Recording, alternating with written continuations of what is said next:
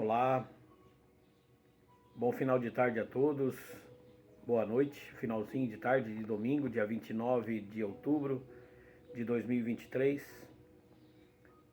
15 para as 6 agora, 17h45, finalzinho do dia, quase início da noite. E por que eu estou falando isso? Porque no original, lá no início, em Gênesis, a palavra Gênesis significa começo de tudo, o processo de nascimento e crescimento, a gênese, o desenvolvimento. Então, no Gênesis, no início de tudo, aonde tudo começou, a palavra de Deus fala que na viração do dia, mais ou menos nesse horário em que nós nos encontramos agora, às 18 horas, final do dia, quando o sol estava se pondo, a palavra de Deus fala que Deus, sendo todo-poderoso, onisciente, onipotente, onipresente, ou seja, presente em todos os lugares, todo-poderoso e que podia também estar em todos os lugares ao mesmo tempo, ele sendo, portanto, onipotente, poderoso em tudo, onisciente, sabedor de tudo e onipresente, presente em todos os lugares, sendo o criador de tudo, ele ainda assim estabeleceu na sua gênese ali no início de tudo, na criação de tudo, ele estabeleceu o que havia de mais precioso e o que ele não deixou que se perdesse, embora o homem lute incessantemente por causa da inclinação para o pecado, ele ainda assim não desistiu do seu projeto maior, que é arrebanhar o máximo de pessoas para o seu reino, e muito mais conforme vai se passando os dias e principalmente afunilando-se o tempo como está, chegando próximo dos fins dos tempos. Então, o projeto inicial dele não era apenas criar céus e terra, mas criar na terra alguém à sua imagem e semelhança, como fez criando Adão e Eva. E por ocasião da queda, do pecado, da desobediência, ele ainda assim restaurou isso. Começando ali, primeiramente a Bíblia diz que Adão e Eva sentiram vergonha depois do que cometeram e dos atos de pecado que cometeram, e pegaram folhas e cobriram a sua nudez, ali fazendo...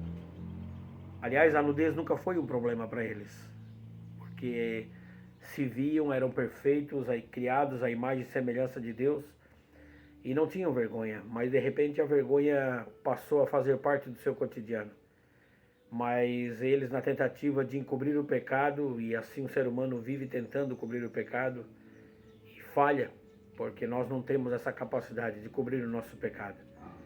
A palavra de Deus fala que Deus se compadeceu.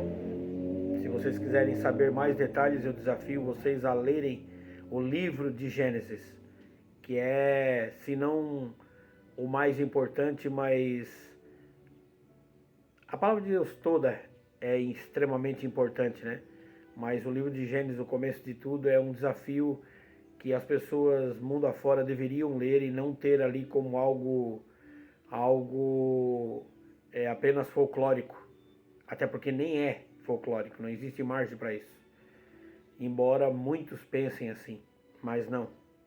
Então, o homem tentou cobrir o pecado, não conseguiu, tenta até hoje dar um jeitinho daqui, de lá e tal, enfim, tenta sempre cobrir um pecado com outro, é igual quem tenta cobrir uma mentira com a outra, a coisa só vai criando-se algo maior e uma bola de neve gigante que acaba aqui virando uma avalanche, enfim, não tem jeito.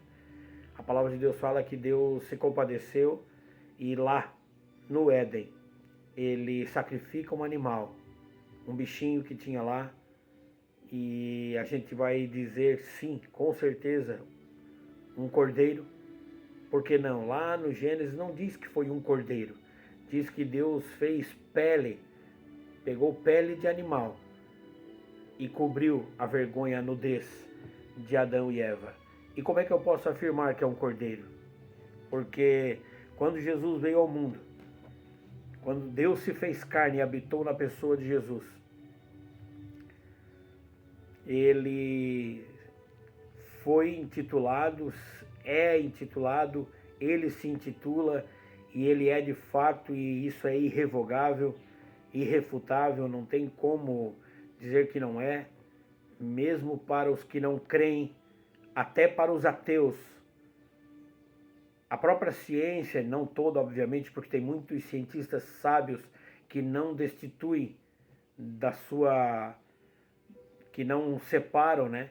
Eles conseguem aliar a ciência e a criação da parte de Deus, ou seja, a evolução com a criação, e conseguem traçar estes dois paralelos assim bem, de forma bem legal, assim, bem bonita, sabe? Eles conseguem transitar no meio científico, no meio acadêmico, assim como também no meio eclesiástico, no meio da igreja. Eles conseguem entender realmente que não há por que haver uma separação entre ciência e religião, se é que pode se dizer assim, porque eles entendem que Deus é o Criador de todas as coisas e até mesmo para aqueles que não creem, para os ateus, Jesus foi alguém tão importante, mas tão importante, é alguém tão importante e será para toda a eternidade, que ele separou o tempo. Olha bem, amados, ele separou o tempo em dois. O tempo é conhecido até pelos ateus, até pelos satanistas, até por aqueles que não creem absolutamente nada da palavra de Deus, até por aqueles que odeiam a história as histórias bíblicas, até por esses o tempo foi dividido, porque sejam em artigos científicos ou em livros, sejam lá quais forem os documentos que existem neste mundo, tudo que foi antes do nascimento de Cristo e tudo que foi depois do nascimento de Cristo, a existência, eu diria não a existência porque ele sempre existiu, a palavra de Deus fala que ele é antes de todas as coisas. E tudo foi criado por ele, por meio dele e para ele. Mas o que mais chama a atenção é que ele foi alguém capaz de separar o tempo, no que nós conhecemos até hoje como ACDC, antes de Cristo e depois de Cristo. Então isso é algo inquestionável, inquestionável. Vou tomar uma água aqui. E o mais interessante é que, assim, algumas pessoas ainda insistem, mas se a ciência não consegue provar, como é que fica e tal, enfim. Eu vou só dar um toquezinho breve aqui em algo que é só uma pontinha do que foi descoberto. E essa pontinha é algo maravilhoso. Depois da Segunda Guerra Mundial, entre 1948 e 49, em escavações realizadas até o início ali dos anos 50, foi descoberto o que se conhece hoje como os rolos do Mar Morto. Os rolos do Mar Morto nada mais é do que vários achados arqueológicos, registros bíblicos achados em montanhas, em buracos enormes assim. E existe um lugar no Oriente Médio chamado Colinas de Qumran, não sei se a minha expressão aqui está correta, mas enfim. E nestas colinas existiam ali cuidadores de rebanhos de ovelhas e cabritos, enfim, jovens que trabalhavam ali para proprietários, né, donos ali de muitas cabeças de caprinos, enfim, né, de ovinos. Então estas ovelhas, estas cabras, esses cabritos, enfim, cuidados ali, pastoreados por esses jovens, isso é ciência, isso não está na Bíblia, isso está em livros de ciência e basta você estudar. É interessante que esses jovens, enquanto brincavam, um certo dia jogando pedras, brincando e jogando pedra contra aquelas colunas de morros ali, contra aquelas colinas, algumas dessas pedras começaram a acertar buracos, orifícios nas rochas ali e tal. E eles viram que em algum momento sons de um tilintar diferente ecoavam. E aí chamou a atenção porque o som de quando uma pedra bate numa colina, numa rocha, é diferente. E de repente começaram a ouvir aqueles barulhinhos quando aquelas pedrinhas que eles jogavam caíam naqueles buracos e tal. E aquilo chamou a atenção deles e eles acabaram compartilhando com os seus patrões ali, com os donos dos rebanhos. E por acaso, numa dessas ocasiões, o dono de um desses rebanhos ali era um estudioso da Torá, da Bíblia Sagrada, do que se chama como, do que se conhece como Velho Testamento, mas embora o nome original não seja esse, é Primeira Aliança, né? E o Novo Testamento é Aliança Renovada, porque quando se diz o Velho Testamento e o Novo Testamento, acaba que se deixando o velho de lado como se fosse algo ultrapassado e dando-se crédito, ou um pouco mais de crédito para o que é novo. Não, não, a Bíblia é uma só, de Gênesis a Apocalipse, e as partes se completam. Não há texto, não pode haver texto sem contexto, porque texto sem contexto é pretexto. Então esses jovens discutiram ali, falaram para o seu patrão ali, e ele, conhecedor de histórias bíblicas, né, um rabino ali também, alguém muito conhecido, ele contacta um amigo dele americano, e esse indivíduo é um arqueólogo, e eles vão para lá e começam as escavações, porque entendem que ali dentro daqueles buraquinhos, aquelas pedras poderiam estar batendo em algo diferente, e foi o que aconteceu.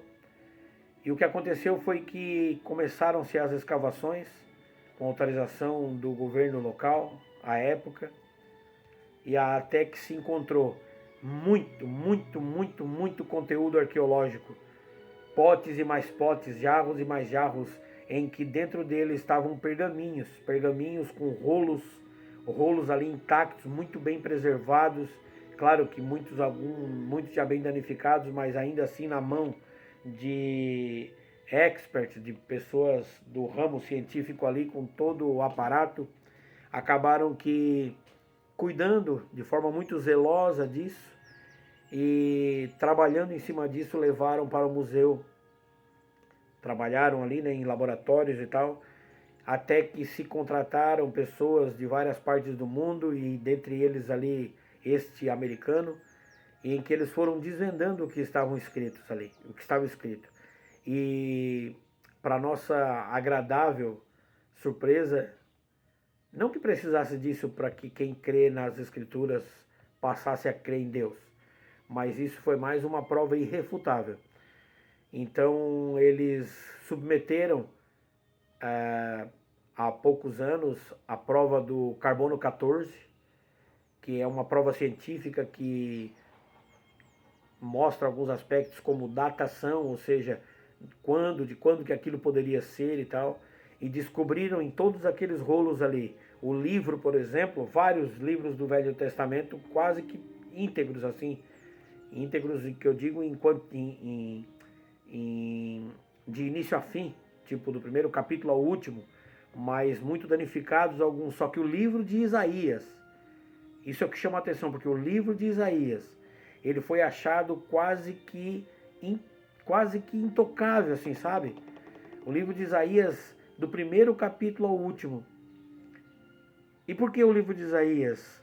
Isso é a mão de Deus. O Isaías, de todos os profetas, ele é o que mais fala de Jesus. Todos eles falam, mas ele é o que mais fala. Por isso ele é conhecido mundialmente na história como profeta messiânico.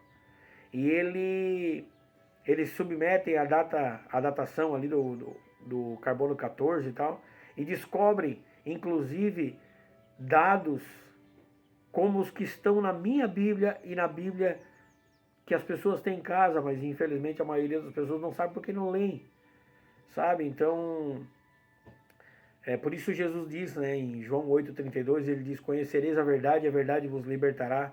Mas como que eu vou ter uma libertação das mentiras que me foram pregadas ao longo da minha existência se eu não conhecer a verdade? E a palavra de Deus é verdade. Não é a verdade, é a verdade absoluta, sabe? E hoje isso está no Museu de Israel, para quem quiser conhecer.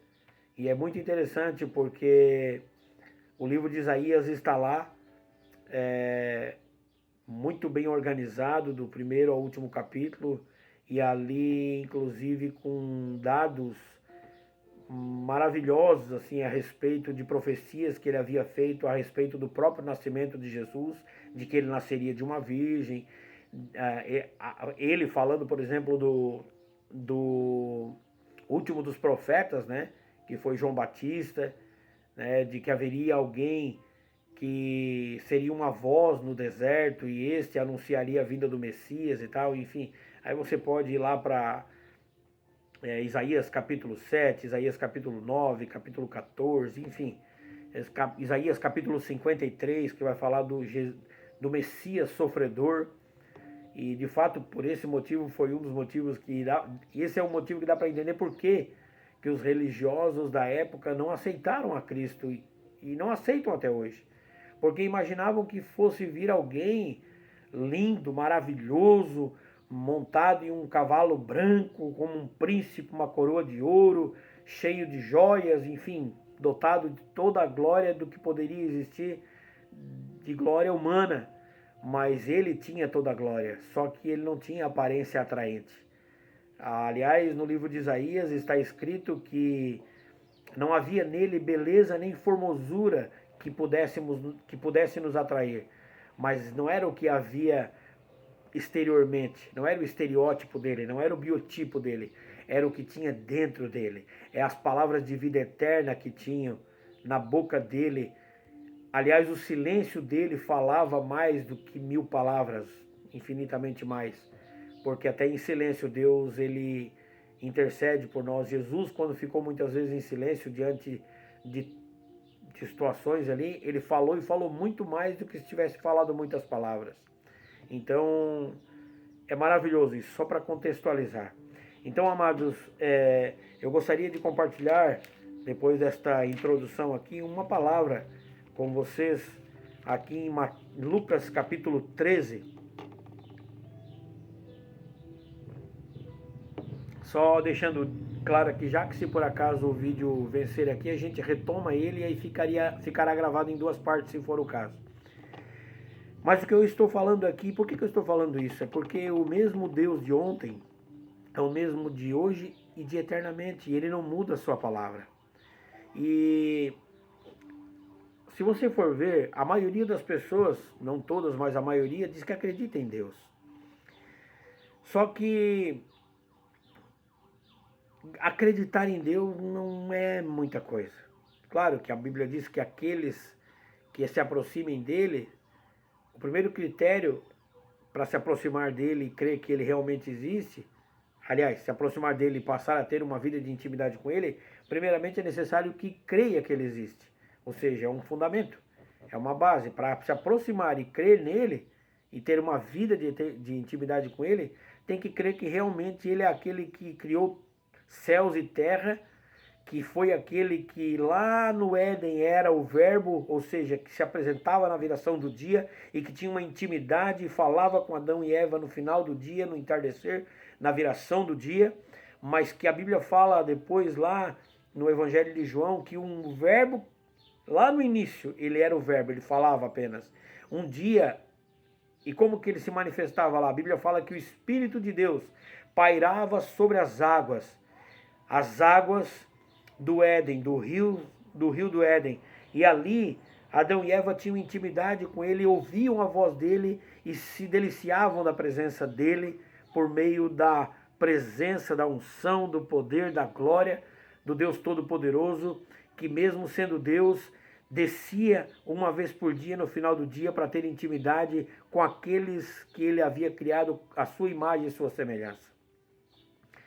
Mas o mesmo Deus, um dia, o verbo, ele deixou apenas de ser a palavra, o verbo em si, e se tornou a carne para habitar entre nós. O apóstolo João vai falar isso. Ele diz que o verbo se fez carne, um dia era o verbo se fez carne e o verbo habitou entre os homens, como unigênito de Deus, unigênito, filho único de Deus. E, por que não primogênito também? Sim, porque todo aquele que se entrega a Ele, entrega a vida a Ele, confessa Ele como único Senhor e Salvador da sua vida, agora tem Jesus como seu irmão mais velho, primogênito, sabe? Então, somos aliançados com Cristo quando nos entregamos a Ele e nos arrependemos dos nossos pecados. E isso tem caído assim em descrédito, infelizmente.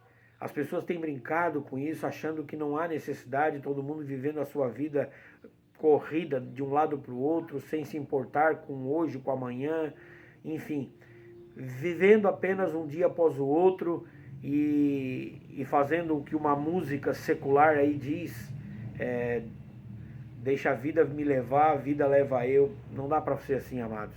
Se eu e você vivermos deixando a vida nos levar, nós seremos escravos. E o pior não é ser escravo de uma vida medíocre, mas é ser escravo eterno do mal e não servos de Jesus para a eternidade. Então há uma necessidade urgente, urgentíssima. Eu não chamaria nem de urgência, eu chamaria de emergência, que é algo que não dá para esperar mais, que é a necessidade de arrependimento. Então, eu quero compartilhar com vocês aqui uma palavra que está em Lucas, no capítulo 13, do versículo 22 em diante, que diz assim: percorria Jesus as cidades e as aldeias, ensinando e caminhando para Jerusalém. Perguntou-lhe um homem: Senhor, são poucos os que se salvam? Ele lhes respondeu: esforçai-vos por entrar pela porta estreita, porque eu vos digo que muitos procurarão entrar e não poderão. Amados, a porta ela é estreita, mas ela ainda não se fechou. Ela está se fechando, está se afunilando. Haja visto os acontecimentos, não só os que estão acontecendo agora, mas os acontecimentos no último o século XIX, o século XIX, XX e XXI, principalmente o século XX, tá? E o XXI, que deu-se início nos anos 2000, o século XX e XXI, se você for pegar tudo que já aconteceu só nesses últimos dois, no século XX, até o ano 2000 e do ano 2000 em diante, começando o século XXI, até os dias de hoje, é estarrecedor. É estarrecedor. E agora, com tudo que está acontecendo, as pessoas não estão se atentando. Não estão se atentando à pandemia. A pandemia aconteceu ontem. Eu estou falando aqui com você, estou com Covid. Peguei Covid novamente essa semana, aí minha esposa. Estamos isolados aqui, graças a Deus já bem melhor. Minha voz chegou a faltar praticamente por 2 dias durante a semana, mas graças a Jesus já estou bem melhor. Minha esposa positivou também, mas está com sintomas bem leves. Mas a pandemia terminou ontem. Todo mundo fazendo um monte de movimento em frente a hospitais, creches, asilos, escolas em geral, praças públicas, panelaços e movimentos aqui e acolá e tal. Todo mundo, no mundo inteiro, falava-se muito, muito de Deus e oração em tudo que era lugar, e uma coisa e outra e tal. Mas na verdade, tudo fogo de palha. Tudo força de expressão, mas a maioria. Porque a pandemia, primeiro que ela não acabou 100%, quase, graças a Deus. Embora tenha tido um aumentozinho nos últimos dias. Mas assim, parece que as pessoas já não lembram de mais nada. Já nem se toca mais no assunto. E realmente se tornou algo muito chato mesmo, né? Já estava insuportável, já pandemia. Mas só que infelizmente não é a última. Não é a última, sabe? E a pior pandemia que existe não é nem a relacionada a vírus, bactérias ou qualquer outro micro-organismo que você pode imaginar. A pior pandemia que existe é a pandemia da mentira, a pandemia da negação daquilo que é verdade absoluta, eterna e imutável. Ou seja, irrefutável, não tem como negar, não há como passar um rolo por cima disso e dizer, não, isso não existe, isso é fábula. Não, não, não. A pior pandemia é a negação, é o que se conhece como espírito de apostasia. Espírito de apostasia é tudo aquilo que advém das trevas para negar a existência de Deus, a existência de Jesus, a existência do Espírito Santo, da Trindade. É tudo aquilo que advém das trevas que faz com que as pessoas vivam as suas vidas envoltas no seu dia a dia, envolvidas na correria do dia a dia, levando a vida um dia após o outro, como se não houvesse amanhã, e sabe, e vivendo assim, vivendo loucamente, sem se darem contas de que daqui a pouco o meu fôlego e o seu fôlego de vida serão retirados, e naquele dia haverá ali, na hora em que nós estivermos com os nossos fôlegos de vida sendo retirados, haverá ali na verdade não haverá só lá vai ser o final de tudo, mas enquanto nós ainda respiramos, eu e você temos que entender que há uma batalha ferrenha. A maior guerra que existe não é os conflitos armados que nós estamos vendo no mundo afora. A maior batalha, a maior guerra que existe é a guerra entre as trevas, governada por Satanás e seus anjos, e Deus, governada por Jesus, Deus, o Espírito Santo, seus anjos, seus profetas, seus atalaias, homens e mulheres de Deus que não se escondem, mas que levantam as suas bandeiras, a bandeira de defesa da família, do evangelho, daquilo que realmente é fundamento que agrada o coração de Deus. Então esta batalha, entenda, existe uma batalha grandiosa, e não é grandiosa, é a maior que existe, muito mais do que mesmo que estourasse uma terceira guerra mundial hoje, onde todos os países estivessem literalmente envolvidos, ainda assim ela seria menor, infinitamente menor do que a batalha espiritual que existe entre trevas e luz pela minha alma e pela sua alma.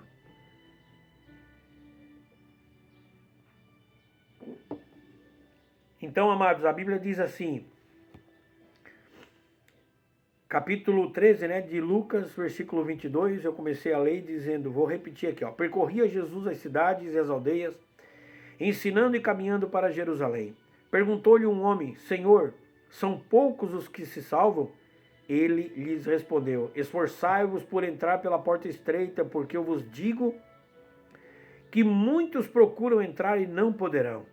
Quando o pai de família se levantar e fechar a porta, e do lado de fora começar a desabater, dizendo, Senhor, Senhor, abre-nos, ele vos responderá, não sei de onde sois, então direis, comemos e bebemos na tua presença e tu ensinaste nas nossas ruas. Ele, porém, vos responderá, digo-vos que não sei de onde sois, afastai-vos de mim, vós todos os que praticais o mal.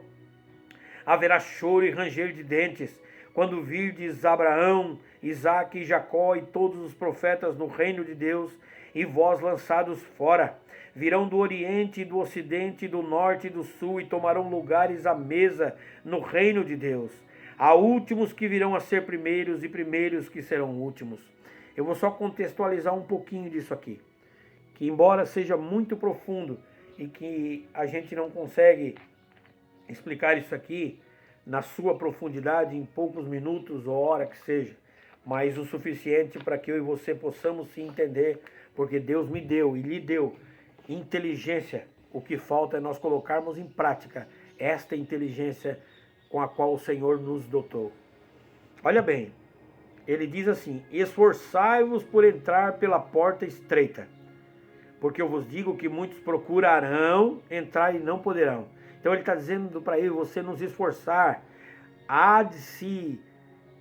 é necessário, urgentíssimo, emergência, que eu e você venhamos a nos esforçar por entrar por esta porta estreita, porque ela está se fechando. O que o Senhor está dizendo aqui é, esforça-te para entrar pela porta estreita, porque eu vos digo que muitos procurarão. aqui ele já está falando no futuro, ó. Muitos procurarão, e realmente, conforme vai se fechar, agora, queridos, muitas pessoas dizem, nossa, como está difícil esses tempos, né? Como estão difíceis esses tempos. Não, não estão. Na verdade estão, mas para muitos é como se não estivesse, porque muitos dizem assim, bah, mas Senhor, o Senhor está apertando aí, está pesando a tua mão e o povo não enxerga, as pessoas não ouvem. E eu falo por mim mesmo, eu demorei quase 30 anos para abrir o meu entendimento. Na verdade não foi eu que abri, né? Porque ninguém tem essa condição, essa capacidade, mas homens que não desistiram de investir na minha vida e pregar o evangelho, os quais eu os considerava chatos, inconvenientes, abusados, religiosos, que eu via como alguém assim que eram pedras no meu sapato. Mas hoje eu louvo a Deus por cada uma dessas vidas, porque não desistiram da minha vida. E de fato o que se vê é que Deus não pesou muito a mão ainda. Por quê? Porque a maioria está vivendo como se nada estivesse acontecendo no mundo afora. Nada.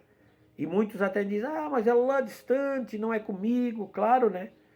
A maioria de nós acaba só dando realmente valor e gritando, né? E clamando por socorro quando acontece comigo mesmo, com alguém muito próximo que eu amo, que está à minha volta. Até isso está se perdendo porque o amor está esfriando demais, demais, demais.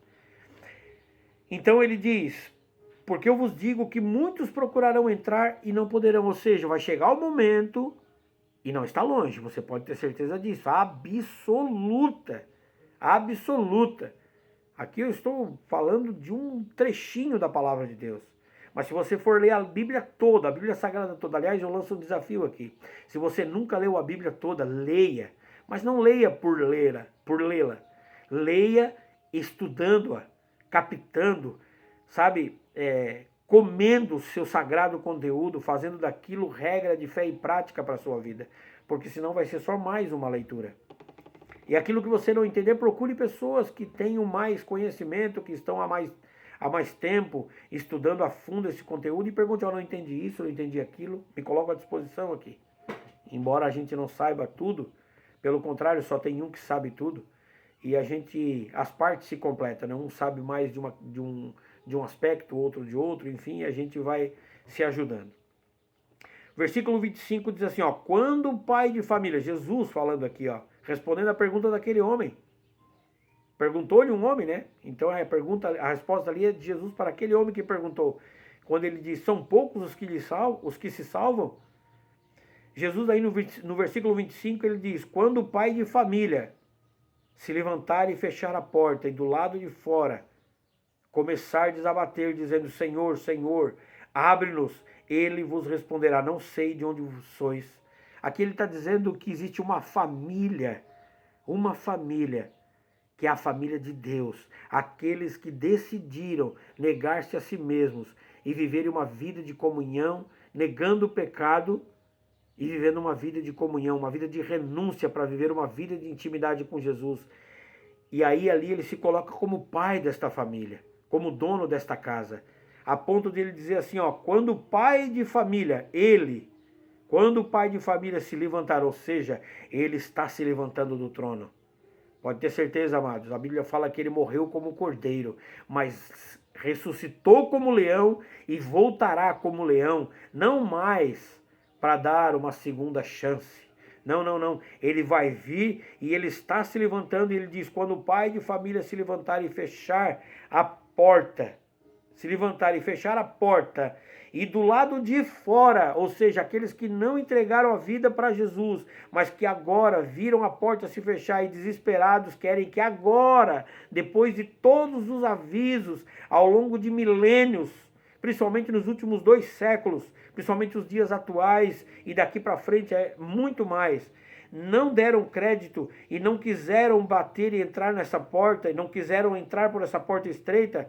A Bíblia diz aqui, e ele disse o seguinte, quando o pai de família se levantar, pai de família, ele, pai da sua família, da sua noiva, e ele diz aqui, do lado de fora, ele fechar a porta, e do lado de fora começar a desabater, dizendo, Senhor, Senhor, abre-nos, ele vos responderá, não sei de onde sois. Meu Deus, Meu Deus, isso é algo tão triste e terrível que vai acontecer um dia, que eu tenho que cuidar da minha fé. Eu, Luiz, eu falo por mim, cada um tem que fazer a sua parte, mas cabe a mim nessa tarde aqui, como boca de Deus, advertir que os tempos estão se afunilando, que a porta está estreita, ela existe aberta ainda, mas ela está se fechando, e o pai de família, o Deus que se levanta no seu trono, virá como leão e fechará essa porta definitivamente, assim como a porta da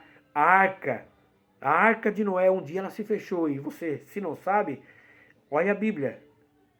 A porta da arca de Noé, quem fechou não foi Noé, quem fechou foi Deus. Ele fechou por fora e muitos quiseram entrar, mas não deu mais. Então ele disse assim, ó, não sei, abre-nos, e ele responderá, não sei de onde sois. Então, versículo 26, direis. Olha a resposta das pessoas naquele dia. Muitos farão isso. Versículo 26. Então direis, desculpa, amados, estou com um pouquinho ainda de pigarro na garganta ainda.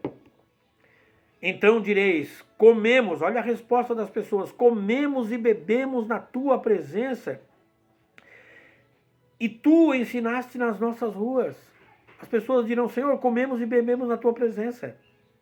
Tipo, estávamos envolvidos no meio, sabe? Estávamos próximos. Mas não éramos. No final das contas, ele está dizendo aqui, vocês estavam, todo ser humano que não se entregou verdadeiramente, que não se arrependeu verdadeiramente do seu pecado, não se entregou a mim, esteve próximo, comeu com os meus, em meio aos meus, aqueles que se decidiram se tornar minha família íntima, comeram e beberam, mas não eram. Estavam lá, mas estavam juntos, mas não eram dos meus. E aí ele diz o seguinte, ó, comemos e bebemos na tua presença e tu ensinaste nas nossas ruas. Há poucos dias atrás tivemos um culto ao ar livre aqui pertinho da minha casa. Fazia tempo já que eu não via o culto ao ar livre. Já participei de muitos na minha vida e inclusive já tive a oportunidade de fazer alguns. Então ele diz que as pessoas dirão quando a porta se fechar e ele dizer, olha, eu não sei de onde sois, não sei quem são vocês. É claro que ele sabe. Mas ele está dizendo, olha, não tem intimidade com vocês. Isso não dá prazer no coração de Deus, só porque ele é justo juiz. E ele deu tempo para que todos se arrependessem, mas as pessoas não quiseram. E aí ele diz aqui que, e tu ensinaste nas nossas ruas. Amados, hoje está sendo ensinado aqui neste vídeo. Jesus segue ensinando nas ruas, nas praças. Jesus segue ensinando nas lives, nos vídeos, por meio dos louvores. Jesus segue ensinando nas igrejas, infelizmente não em todas, porque a maioria se corrompeu e acabam pregando doutrinas de homens, falando apenas sobre aspectos de prosperidade financeira e uma coisa e outra, usurpando da fé alheia e fazendo pouco caso e brincando com o evangelho, mas não pregando o verdadeiro evangelho genuíno de arrependimento e não falando a respeito dos riscos da perda da salvação da alma. Não se prega mais sobre céu e sobre inferno, não se prega mais sobre conteúdos relacionados a isso, sendo que o próprio Jesus foi o que mais falou disso. E ele não falou muito do inferno para que nós ficássemos assustados. Não, ele nos falou bastante para que nós tivéssemos o entendimento de que primeiro existe uma guerra espiritual entre trevas e luz, uma batalha violenta pelas almas das pessoas e que um dia esta separação ela existirá. Tanto que Pedro mesmo disse, Jesus, já que o Senhor nos ensinou aqui a tua palavra e tal, e a gente está vendo esse monte de gente aqui no nosso meio, e tem um monte de gente aqui que não é dos nossos, deixa a gente arrancar ele do nosso meio. Jesus disse assim, não cabe a ti, Pedro, não cabe a ninguém. Eu digo, deixa crescer junto, no final eu vou separar o trigo da palha, o trigo para o meu celeiro e a palha para ser queimada. Quem tem ouvidos espirituais, ouça o que o Espírito diz às igrejas, ouça o que o Espírito diz no teu coração aí, amado. Então, versículo 27, Ele, porém, vos responderá: digo-vos que não sei de onde sois, afastai-vos de mim, vós todos os que praticais o mal. Versículo 28, haverá choro e ranger de dentes, quando virdes Abraão, Isaque, Jacó e todos os profetas no reino de Deus, e vós lançados fora, amados, no juízo, que não está longe. Haverá um momento, inclusive, de um choro, de um ranger de dentes tão grande, que as pessoas, quando virdes, as pessoas terão um desprazer, o desprazer de ver Abraão, Isaque, Jacó e todos os profetas no reino. E nós, em nome de Jesus, não nós, nem eu e nem você que está ouvindo, porque eu creio que você que está ouvindo, se ainda não entregou a vida para Jesus, com esta palavra irá se voltar para Cristo, e portanto essa palavra não vai ser para nós, mas serve aqui para que eu e você possamos aumentar em sabedoria, no sentido de continuar tendo cada dia mais temor e tremor diante de Deus, para saber que os dias são maus e vão piorar, e para que a gente possa estar firmes para sermos de fato família de Jesus, para que quando Ele, o Pai da família, fechar a porta, nós possamos estar dentro da casa com Ele. E portanto essa palavra eu creio que não é para mim e para você, e ao mesmo tempo é para que a gente possa se firmar cada vez mais com Cristo, caso já sejas alguém firme com Cristo, e se não, se entregue enquanto há tempo, converta-te a Cristo, batiza-te nas águas, procure uma autoridade instituída por Deus e batiza-te nas águas. Ah, eu não gosto da igreja tal, não gosto da igreja tal, não gosto de... Procura, tem várias. Procure, você vai encontrar, sabe? E outra, digo mais, se você fizer isso, você vai testemunhar algo maravilhoso que, por exemplo, um batismo, a experiência de batismo foi algo que os aspectos religiosos, os dogmas, as crendices, aquilo que não está na palavra de Deus, nos foi roubado. A palavra de Deus fala que o batismo é uma experiência que tem que ser vivida. É uma experiência pessoal que nos foi roubada. Uma vez me perguntaram como foi o meu batismo, eu não sabia dizer, porque nem a roupinha que colocaram no meu corpo eu escolhi. E grato sou a meu pai, minha mãe e quem mais me levou, porque sei que fizeram com um amor muito grande, muito grande. Não fizeram com mal no coração, pelo contrário, Deus o livre. Quem falar uma asneira dessa é um asno. Se não sabe o que significa o que eu falei, pesquise. Porque na verdade fizeram com muito amor, debaixo de uma ignorância espiritual, por não conhecerem as sagradas escrituras. Mas a experiência de batismo, se hoje você perguntar como foi a minha experiência de batismo, eu sei lhe dizer. Em julho de 2003, frio, muito frio, mas o dia mais caloroso e mais maravilhoso e tremendo da minha vida foi porque foi ali que eu verdadeiramente nasci. Quando entreguei a minha vida para Jesus, deixei de ser apenas alguém que havia sido nascido da vontade, da relação de um homem, de uma mulher, do meu pai e da minha mãe, que me colocaram no mundo nesse sentido, por terem entendido que mais um filho seria uma bênção. Mas, como diz a palavra de Deus, como Jesus falou para Nicodemos, aquele que é nascido da carne é carne, Nicodemos. Aquele que é nascido do Espírito é nova criatura. Então, nasça do Espírito, batiza-te nas águas, para que tenhas essa experiência. E no versículo 27, aliás, no versículo 28, ele diz ali, que então haverá choro e ranger de dentes quando as pessoas virem Abraão, Isaque e Jacó e todos os profetas no reino, e ele sendo lançado fora, que não estejamos, nem eu e nem você que ouvirá esta mensagem aqui, dentre estes lançados fora, não, em nome de Jesus. E que eu e você possamos ser boca de Deus para levar esta palavra para outros, para que mais e mais pessoas sejam arrebanhadas para o aprisco do pastor. Que eu e você possamos ser boca de Deus para arrebanharmos ovelhas para o aprisco do pastor, que é Jesus. Versículo 29. Virão do oriente, do ocidente, do norte e do sul, e tomarão lugares à mesa no reino de Deus. Muitos povos, pessoas de vários lugares do mundo, de todos os lugares do mundo, do ocidente, do norte, do sul, e tomarão lugares à mesa no reino de Deus. Ou seja, ele vai arrebanhar pessoas de todos os continentes, quer eu queira, quer não, quer as pessoas querem, quer não, quer elas queiram, quer não queiram. Deus não veio para um, nem para dois, nem para 10, ele veio para todos. Infelizmente, nem todos irão querer recebê-lo, nem todos querem recebê-lo. E alguns dizem, não, depois que eu morrer, daí a gente dá um jeito e tal.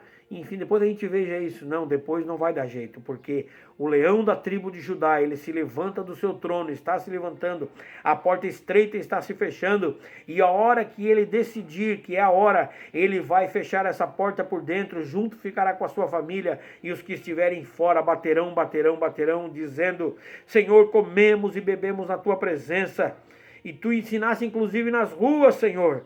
Mas ele diz, afastai-vos de mim, vós todos os que praticais o mal. Versículo 30 ele diz, há últimos que virão a ser primeiros e primeiros que serão últimos. Então, queridos, se eu estou de pé, eu tenho que me cuidar muito para eu não cair. Há últimos que virão a ser primeiros. Ou seja, esta mensagem pode alcançar muitos que são vistos hoje como os últimos ou como os menos prováveis e até improváveis, mas se a palavra for espalhada, se esta mensagem aqui, neste vídeo gravado aqui neste final de domingo do dia 29 de outubro, for espalhado igual fofoca, porque o evangelho de Deus deveria ser espalhado igual fofoca, muito mais do que fofoca, porque a fofoca se espalha para trazer ruína. Mas a palavra de Deus, ela deveria ser espalhada igual fofoca, porque ela, uma vez espalhada, ela alcança os os improváveis. Por isso a Bíblia diz que há últimos que virão ser primeiros e primeiros que serão últimos. Portanto, eu tenho que ficar muito ligado para que o que eu tenho, para que a coroa que Jesus já me entregou e te entregou e há de entregar para aqueles que irão entregar a vida para Jesus, por causa dessa mensagem aqui, estes deverão guardar-se incorruptíveis, não perfeitos, porque não há como, mas a palavra de Deus fala em Mateus capítulo 24, olha só, Mateus capítulo 24, olha o que diz a palavra, amados. A palavra de Deus diz assim, Mateus capítulo 24, versículo 13, mas aquele que perseverar até o fim será salvo.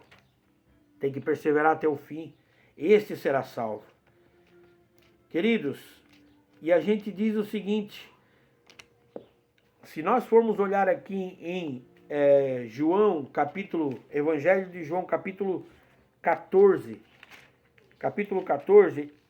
há uma condição aqui. Sim, Jesus nos condiciona a algo. Evangelho de João, capítulo 14, versículo 15, diz assim, ó. Antes de eu ler o versículo, a maioria das pessoas diz, eu amo a Deus, eu amo a Deus, eu amo a Deus. Mas ama da boca para fora. Eu dizia que amava a Deus da boca para fora, mas não tinha intimidade. Porque ter intimidade é diferente de dizer que ama e não tem intimidade. Aliás, a Bíblia diz assim, ó, versículo 15 do capítulo 14 do Evangelho de João. Se me amais, olha bem, se me amais, guardareis os meus mandamentos. Eu rogarei ao Pai, e ele vos dará outro consolador para que esteja convosco para sempre.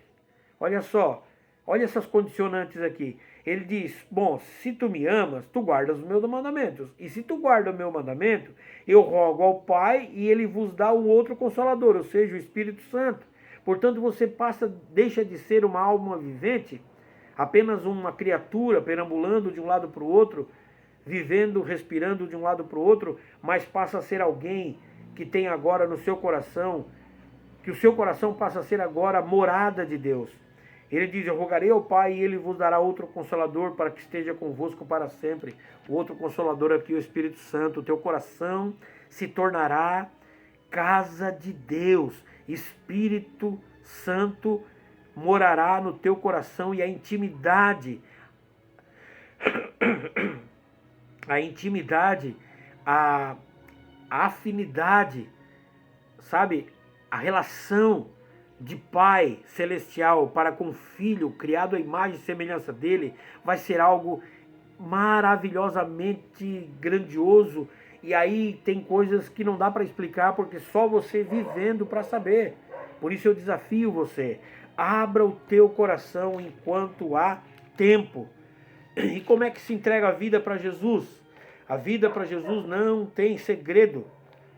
Não é uma coisa mirabolante, não precisa fazer um curso, não precisa fazer preparação de tantos dias, tantas horas, tantas semanas. Não, não, não, não, não. É simples. Romanos capítulo 10, versículo 9 e 10.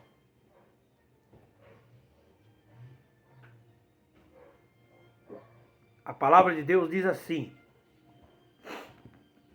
se com a tua boca confessares que Jesus é o Senhor e em teu coração creres que Deus o ressuscitou dentre os mortos, serás salvo. Pois com o coração se crê para a justiça e com a boca se faz confissão para a salvação. Versículo 11, como diz a Escritura, todo aquele que nele crer não será envergonhado. Olha bem, não será envergonhado, não ficará do lado de fora da casa, porque quando ele fechar a porta você vai estar dentro da casa. Versículo 9, se com a tua boca confessares que Jesus Cristo é o Senhor, e em teu coração creres que Deus ressuscitou dentre os mortos, será salvo. Amados, o versículo 9 aqui, do capítulo 10 de Romanos, diz, se com a tua boca confessares. Por que tem que falar? Sabe por quê? Para Deus, para Jesus, não haveria e não há absolutamente nenhuma necessidade de abrir a boca e falar, sabe por quê? Porque Ele é onisciente. Ele sabe o que se passa na minha mente e na tua mente. Portanto, de boca costurada, de boca colada, Ele já sabe o que se passa dentro da minha mente e do meu coração. E da sua mente e do seu coração. Mas por que ele diz, se com a tua boca confessares que Jesus é o Senhor e em teu coração creres? Com a boca se confessa e no coração se crê. Por que com a boca se confessa? Porque quando a gente fala, como se diz em italiano, se parla, né? Quando se fala a palavra, o que acontece é o seguinte. Só um momentinho, queridos. Só um momentinho, tá? Só voltando aqui um sonzinho ambiente aqui que eu botei na minha sala. Então, queridos, quando diz aqui, se com a tua boca confessares, por que com a boca? Se Jesus já sabe, ele é onisciente, ele não precisaria ouvir. Mas por que a gente tem que abrir a boca e falar? Não é para Jesus, é para o diabo ouvir. Porque a Bíblia fala que o diabo não é onisciente. Ele não lê o meu pensamento. Então, quando eu coloco para fora e falo em alto e bom tom, Jesus, eu entrego a minha vida a Ti, confesso os meus pecados a Ti, e peço que o Senhor me perdoe de cada um deles, me aceite como Teu filho amado, como Teu filhinho amado. Amados, isso é tremendo porque você, com essas palavras, você quebra o legado das trevas, aquilo que havia sido construído de muralhas. Os pecados que eu e você cometemos, eles constroem muralhas que ficam, na verdade, entre eu e Deus. Isaías 59, 2 diz que é os nossos pecados que fazem separação entre nós e o nosso Deus. Então, os nossos pecados, eles criam como que uma barreira. E o inferno usa aquela barreira para jogar na cara de Jesus, dizendo assim, ó, tá vendo? Não adianta. Isso aí é fogo de palha, isso aí é alguém que não querem saber de ti, porque olha só a muralha de pecados que há entre ele e ti. Então, quando você confessa, abre a tua boca e entrega a tua vida para Jesus, o que acontece é que essas muralhas, elas são quebradas. E o Senhor Jesus diz, realmente, o meu filho cometeu muitos pecados. Mas olha só, Satanás, ele está agora confessando cada um desses pecados, cada uma dessas tijoletas que tem aí, que simbolizam um pecado na vida dele, ele está abrindo mão, confessando e se arrependendo de cada uma delas, e eu, pelo sangue que derramei na cruz, eu agora o resgato, porque eu sou o único capaz de pagar o que ele não tinha, não tem e jamais teria condições de pagar. Porque se você não sabe, Jesus, ele foi aquele que se colocou como a promissória, A dívida que eu e você não poderíamos pagar para o inferno, ele se colocou e se rasgou na cruz do Calvário. Ele foi justamente o resgate na cruz pela minha vida e sua vida. Então por isso a gente tem que abrir a nossa boca. Em teu coração creres, maravilhoso, fechou. Pois com o coração se crê para a justiça e com a boca se faz confissão para a salvação. A justiça de Deus, uma vez o Espírito Santo morando no meu coração e no teu coração, agora fomos justificados. E portanto o pecado, o inferno, a morte não tem mais poder sobre as nossas vidas. Mas, diz ali, pois com o coração se crê para a justiça e com a boca se faz confissão para salvação. Ou seja, quando a gente abre a boca, a gente está sendo salvo, liberto, absolvido pelo poder que há no nome de Jesus e pelo poder que há no sangue carmesim, no sangue de Jesus, aspergido na cruz do Calvário. Portanto, se você está longe da cruz, aproxima-te agora mesmo enquanto é tempo. E se você já está firme, se você é alguém que já vive aos pés da cruz do Calvário, continue ali, porque volto lá em Mateus capítulo 24, versículo 13. Ele chama a atenção e diz: aos que permanecerem fiéis até o fim, estes serão salvos. E aí no versículo 11, para nós finalizarmos, ele diz: como diz as Escrituras, como diz a Escritura, todo aquele que nele crer não será envergonhado. Ou seja, voltando lá, amados, quando ele, pai da família dele, se levantar do trono e dizer: deu, o tempo se esgotou, e fechar a porta, nós não seremos aqueles que estarão lá fora batendo e não poderão entrar, mesmo dizendo: Senhor, na tua presença comemos, na tua presença celebramos, na tua presença ouvimos falar do Senhor nas ruas, enfim, em lives, ou seja lá onde for. Ele vai dizer: apartai-vos de mim, porque não vos conheço. E aí, o versículo 11 aqui de Romanos capítulo 10, versículo 11 aqui diz: todo aquele que nele crer não será envergonhado. Portanto, nós seremos aqueles que estarão dentro da casa. E ele fechará a porta e nós estaremos com ele. Ele, o nosso pastor, que arrebanhou as suas ovelhas, as ovelhas que deram ouvidos para ele, enquanto houve tempo. Enquanto há tempo, ainda está tendo tempo, mas digo, reforço, não eu, mas o que diz a palavra. A porta é estreita e está se estreitando cada vez mais e ela se fechará, e você pode ter certeza que assim como a porta da Arca de Noé, quem fechou foi Deus por fora. Ele fechará. E ficará somente aqueles que tiverem intimidade com ele. Do lado de dentro, assim também, porque a Bíblia fala em Mateus 24, que assim como foi nos dias de Noé, assim também será na segunda vinda de Jesus. As pessoas correrão de um lado para o outro, comerão, beberão, casarão, dar-se-ão em casamento, farão uma coisa e outra e tal, e não se dão conta, não dão ouvidos, não dão crédito, blasfemam, brincam, zombam, cada um tem a sua religião e uma coisa e outra. Não, queridos, a palavra de Deus é uma só, é uma só, é uma só. O que falta é se ler, como eu disse lá atrás, não ler por ler, mas ler como regra de fé e prática para a sua vida, colocando a palavra de Deus em primeiro lugar e procurando colocar as suas verdades absolutas aqui, como regra de fé e prática. Você pode trabalhar, pode comer, pode beber, pode passear, pode brincar, pode fazer um monte de coisa, desde que sejam coisas que estejam de acordo ou que sejam algo que aos olhos de Deus não sejam o que a Bíblia chama de anátema, que significa maldição, maldito, algo abominável. Não, a gente pode fazer muitas coisas, mas tudo dentro de algo que agrade o coração de Deus.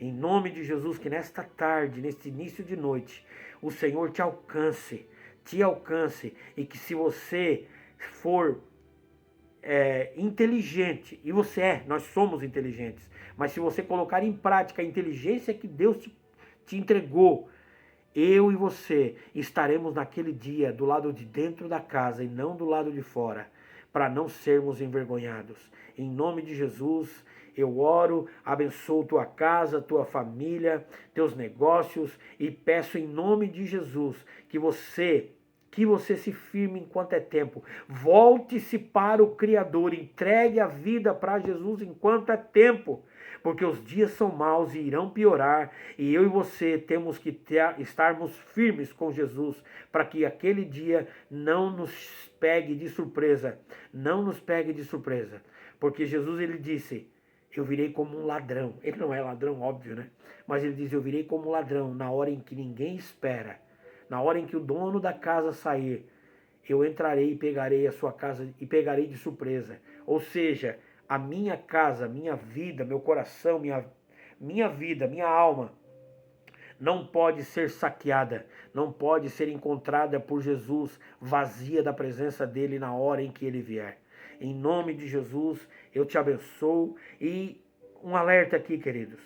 Não se deixe enganar por falsos profetas, porque vários e vários lugares no Brasil e no mundo estão muito cheios de homens e mulheres que distorcem a palavra de Deus em benefício próprio. Não se deixem levar por falsos profetas. E Luiz, como que eu sei quem é falso e quem não é? A palavra de Deus, ela vai te mostrar. Se você estudar a palavra de Deus, nada, nem ninguém poderá te enganar, muito menos o diabo. Eu te abençoo e te abençoo muito em nome de Jesus. Em nome de Jesus, não só eu, minha esposa que está aqui também, aqui na sala, ela está aqui pertinho de mim. Ela está aqui orando, intercedendo para que essa mensagem alcance corações e mais corações e mais corações, e que você se firme com Cristo, mas também seja este que não se envergonhe de compartilhar esta mensagem e levar esta palavra aos confins da terra, para que muitas pessoas venham para o aprisco, para o curral das ovelhas, para dentro da casa do pastor, que é aquele que um dia fechará o portão do curral, e dentro só ficarão as ovelhas de Jesus, e os bodes ficarão do lado de fora envergonhados. Em nome de Jesus, obrigado pela atenção de cada um.